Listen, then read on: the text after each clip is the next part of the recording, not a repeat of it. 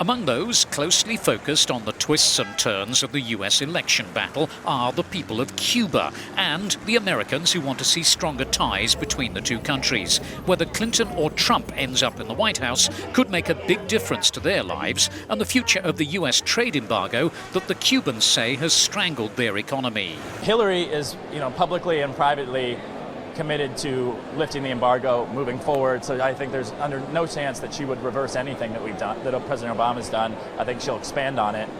And President Trump, who knows? I think he's been all over the place on Cuba. Last year he was fine with the opening.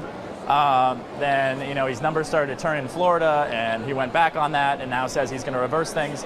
I think that's very unlikely. At Havana's annual trade fair, concerns that red tape and slow approvals from Washington and Havana are making it hard for U.S. companies to do business in Cuba are tempered by hope for the future. We have made so much progress in the US-Cuba relationship that those of us in the business community, we're still advocating this is going to be irreversible, regardless of whether or not it's President Clinton or President Trump.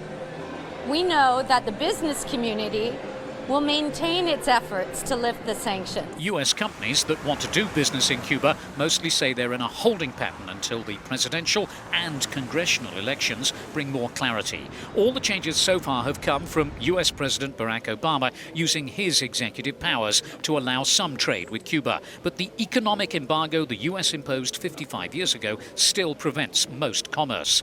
Only the Republican-controlled U.S. Congress can end it, which is why the Senate and House of Representative elections are just as important as the race for the White House.